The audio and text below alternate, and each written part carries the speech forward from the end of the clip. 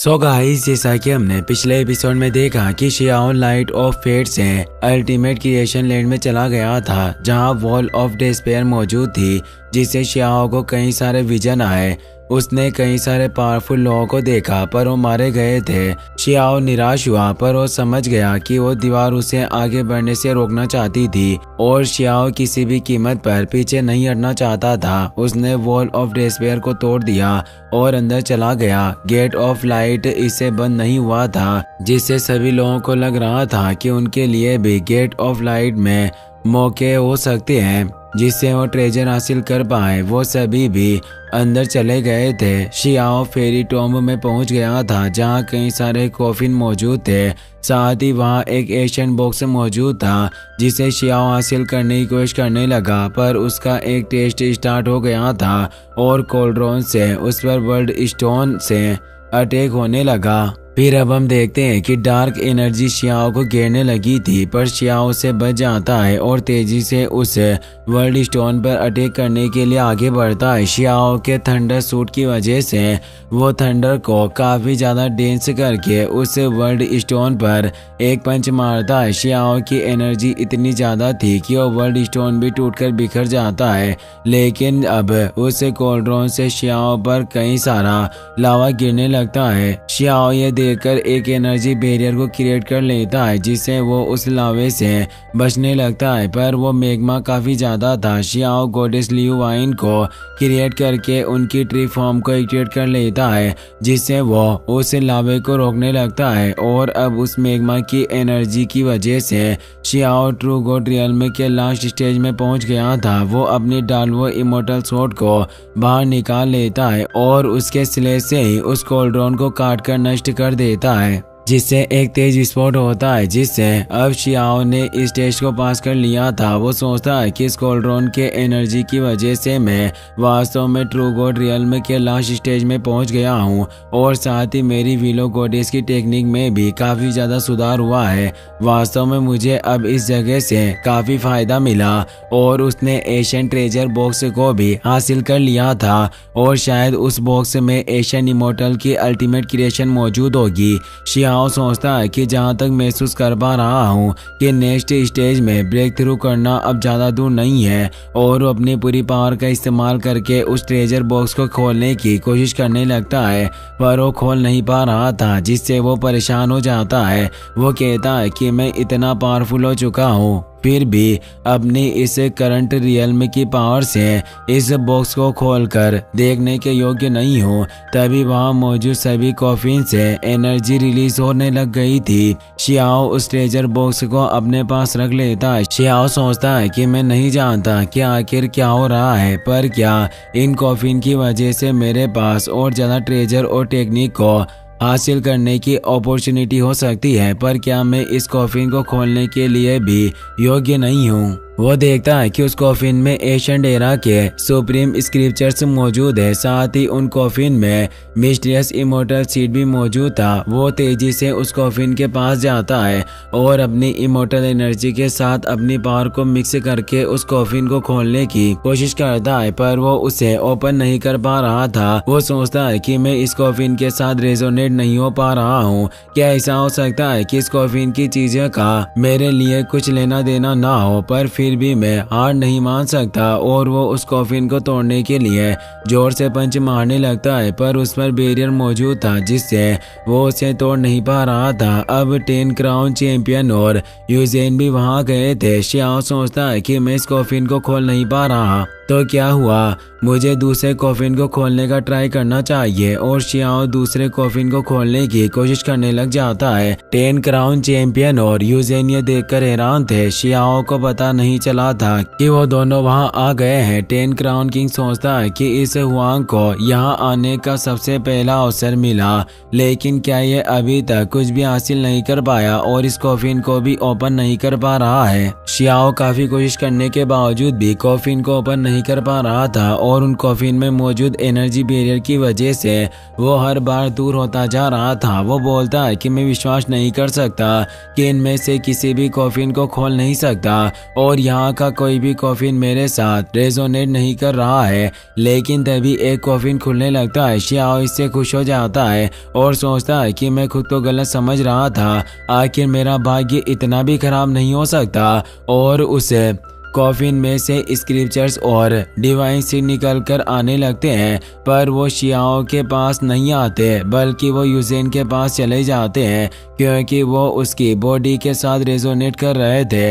यूजेन कहता है कि मैं इस बुक में मौजूद चीज़ों के बारे में कुछ नहीं जानता, लेकिन ये इमोर्टल सीड में जिस बात को कल्टिवेट करता हूँ ये उसकी वजह से मेरे साथ रेजोनेट हो रहा है। वास्तव में मुझे इस गेट ऑफ लाइट से काफ़ी अच्छी अपॉर्चुनिटी मिली है। शियाओ उन दोनों को देखकर हैरान था। वो बोलता है कि तुम दोनों आखिर अंदर कैसे आ गए। यूजेन बोलता है कि यहाँ इतने सारे कॉफिन मौजूद है और उनमें कई सारे ट्रेजर और सीड मौजूद होंगे जिससे यहाँ इटर्नल अपॉर्चुनिटीज यानी अनंत अवसर मौजूद है। आखिर एक व्यक्ति के लिए ही ये सब कैसे हो सकते थे, जिस वजह से इस गेट ऑफ लाइट ने हमें यहाँ आने का मौका दिया और अब वो उस डिवाइन सीड और स्क्रिप्चर्स बुक को अपने पास रख लेता है। शियाओ उससे पूछता है कि आखिर तुम इस जगह पर कितनी देर से हो, तो यूजेन बोलता है कि हम कब से तुम्हें देख रहे हैं, जब से तुम इस बिल वाले कॉफिन को खोलने की कोशिश कर रहे थे। शियाओ इससे खुश होता है क्योंकि उन्हें पता नहीं चला था कि उसने वहां मौजूद ट्रेजर बॉक्स को हासिल कर लिया। अब वहां दूसरे कॉफिन में से भी स्क्रिप्चर बुक और डिवाइन सीड बाहर निकल आते हैं, पर वो भी शियाओ के पास नहीं आते बल्कि वो 10 क्राउन चैंपियन की बॉडी के साथ रेजोनेट हो रहे थे। यूजेन बोलता है कि शायद इस जगह पर मौजूद कॉफिन को देखकर लगता है कि इस जगह पर ट्रेजर को प्राप्त करने के लिए ताकत की जरूरत नहीं है। वो शियाओ पर मुस्कुरा रहा था क्योंकि उसे लगता था कि शियाओ अभी तक कुछ भी हासिल नहीं कर पाया। शियाओ बोलता है कि तुम कहना क्या चाहते हो कि भाग्य में जो लिखा होता है वही होता है और ये ट्रेजर पहले से ही अपने मास्टर को चुन चुके हैं, और क्या मैं एक अनलकी पर्सन हूँ जो मुझे कोई ट्रेजर नहीं मिला। अब निंग चुआन, शी, चांग गोंगयान, काओ यूशेंग और बाकी सभी भी वहां गए थे। चांग गोंगयान शियाओ से कहता है कि तुम यहाँ काफी लंबे समय से हो, क्या तुमने ट्रेजर को हासिल कर लिया। शियाओ मुस्कुराता हुआ कहता है कि मैं बस अच्छी चीज निकालना चाहता था, इसलिए मैं आराम से ट्रेजर हासिल करना चाहता हूँ। तभी काओ यूशेंग धीरे से शियाओ को बताता है कि बाहर मौजूद एशियन इमोर्टल में एक वॉइड क्रैक क्रिएट हो रहा है जो लगातार वहां होता जा रहा है, जिससे बाहरी दुनिया के लोग जल्द ही इस एशियन इमोर्टल में आ जाएंगे और निश्चित रूप से तुम्हें मारने की कोशिश करेंगे। इसीलिए तुम्हें यहाँ से जल्द ही ट्रेजर हासिल करके निकलना चाहिए। तभी वहां मौजूद कॉफिन से ट्रेजर निकलकर काओ यूशेंग और चांग गोंगयान के पास आ जाते हैं। इससे काओ यूशेंग हैरान था, क्या यहाँ हमें ट्रेजर को हासिल करने की जरूरत नहीं थी और खुद ही ट्रेजर हमारे पास आ रहे हैं। वाकई ये काफ़ी अच्छा है। अब चांग गोंगयान और काओ यूशेंग वहाँ से निकल जाते हैं। शियाओ परेशान था क्योंकि कॉफिन से सभी को ट्रेजर मिल रहे थे, बस उसे ही कुछ भी नहीं मिला था। अब बाकी के कल्टिवेटर भी वहां आने लग गए थे और उन्हें भी कॉफिन में मौजूद ट्रेजर मिल रहे थे। शियाओ सोचता है कि मैं सबसे पहले यहाँ आया, फिर भी मैं इस कॉफिन से कुछ हासिल नहीं कर पा रहा हूँ, जिससे सभी मुझ पर हंस रहे हैं। लेकिन इन्हें नहीं पता कि यहाँ मौजूद सबसे प्रेशियस ट्रेजर बॉक्स को मैं पहले ही हासिल कर चुका हूँ। एक नॉर्मल प्रैक्टिशनर कॉफिन के पास चला जाता है और सोचता है कि मुझे यहाँ से कुछ नहीं मिला और ये डिवाइन सीड और टेक्निक मेरे साथ रेजोनेट नहीं कर रही है, इसलिए मैं खुद ही डिवाइन सीड को हासिल करूँगा। और वो उस कॉफिन को खोलने लगता है, पर उसमें मौजूद एनर्जी की वजह से उसे काफ़ी दर्द होने लगता है। ये एनर्जी इतनी ज़्यादा थी कि इसका वो सामना नहीं कर पाता और एक ब्लास्ट के साथ वो खत्म हो जाता है। शियाओ ये देखकर हैरान था। वो सोचता है कि मैं पावरफुल था जिसकी वजह से कॉफिन मेरे साथ कुछ नहीं कर पा रहा, पर जो लोग इन ट्रेजर को लेने के योग्य नहीं है उन्हें कॉफिन मार रहे हैं। वास्तव में मेरा भाग्य अच्छा था जो मुझे इस कॉफिन की वजह से कुछ नहीं हुआ, और वहाँ मौजूद काफी सारे पेटिशनर उन कॉफिन को खोलने की वजह से मरने लगते हैं। शी ने भी इमोर्टल एनर्जी को कल्टिवेट कर लिया था जिससे वो भी वहाँ कॉफिन में से इमोर्टल सीड और ट्रेजर को हासिल कर पाता है। तभी एक और कॉफिन में से इमोर्टल सीड और स्क्रिप्चर बुक निकल कर आने लगती है। शियाओ को लगता है कि शायद अब उसके पास मौका आ चुका है, पर वो इमोर्टल सीड और स्क्रिप्चर बुक जियान यून के पास चली जाती है जो भी वहां चुका था। शियाओ को उसे देखकर काफी गुस्सा आता है। वो बोलता है कि मैं सभी लोगों को नजरअंदाज कर सकता हूँ पर तुम्हें कभी माफ नहीं कर सकता जो सिनफुल ब्लड को अपना दुश्मन मानते हैं। तुम विसोर्ड वैली के लोग भी मेरा फायदा उठाना चाहते हो, इसकी सजा तुम्हें जरूर मिलेगी। और वो जियान यून को एक पावरफुल पंच मारता है जिससे जियान यून दूर जाकर टकराता है। शियाओ उस इमोर्टल सीड और बुक को हासिल करने की कोशिश करता है पर वो वहां से नीचे चली जाती है। शियाओ को काफी गुस्सा आता है और वो कहता है कि इस डिवाइन स्टोन और बुक ने खुद को गायब कर लिया है, पर आखिर मैं इन्हें प्राप्त क्यों नहीं कर पा रहा हूँ।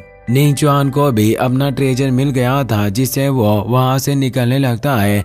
जियान यून भी वहां से निकलने लगता है क्योंकि वो जानते थे कि शियाओ उनसे बदला लेगा। शियाओ अपनी पूरी पावर से वहां मौजूद कॉफिन को ही उठाने लगता है जिससे काफी तेज एनर्जी रिलीज होती है, पर शियाओ ने उस कॉफिन को उठा लिया था। वो कहता है कि निंग चुआन और जियान यून में तुम्हें कभी भी यहाँ से ट्रेजर लेने की इजाजत नहीं दे सकता, और वो उन पर कॉफिन से अटैक करता है पर वो वहां से निकल जाते हैं और वो उस कॉफिन के अटैक से भी बच गए थे। जियान यून और निंग चुआन उस फेरी टॉम से बाहर आ चुके थे।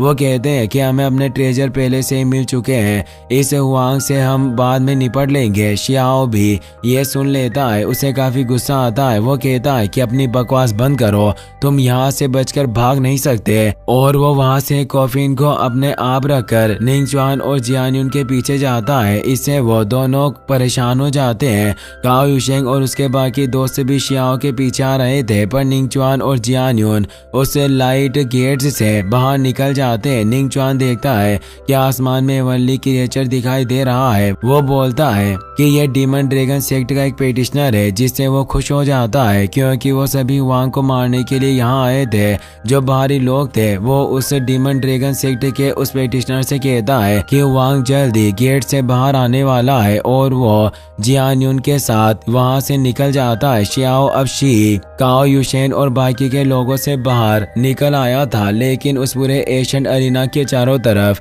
एक बैरियर क्रिएट होने लगता है। सभी लोग काफी परेशान हो जाते हैं। वहाँ वॉइड क्रेग ओपन होता है, उसमें से 6 सेक्ट के मास्टर बाहर आने लगते हैं और वो कहते हैं कि हम सभी लीडर तुम सभी को आदेश देते हैं कि वांग को मारना हमारी टॉप प्रायोरिटी है, और सभी जूनियर्स को बचाने के लिए अपने द्वारा प्राप्त किए गए सभी ट्रेजर को इकट्ठा करके हमें सौंपना होगा। उनकी पावर से वहाँ तेज एनर्जी फ्लक्चुएशन होने लग गए थे। अरीना में मौजूद नॉर्मल पेटिशनर काफी डर रहे थे और उनके ऑरा से उन्हें कुछ भी दिखाई नहीं दे रहा था। वो सभी लीडर गॉड लेवल पर थे। शियाओ उन्हें देखकर मुस्कुराने लगता है और बोलता है कि तुम सभी लोग सिर्फ एक बेकार व्यक्तियों के एक झुंड की तरह हो जो एशियन इमोर्टलिटी को हासिल करने के योग्य नहीं हो और दूसरों के अवसरों की तलाश में रहते हो। और तुम्हें क्या लगता है कि तुम अपनी उम्र की वजह से मुझे धमकी दे सकते हो? मैं तुम सभी को अच्छा सबक सिखाऊंगा। इसी के साथ ये एपिसोड यहीं पर खत्म हो जाता है। गाइस, अगर आप इसका नेक्स्ट पार्ट भी जल्दी देखना चाहते हो तो इस वीडियो का 7 के लाइक एम जरूर पूरा कर देना। Thanks for watching, take care, good bye.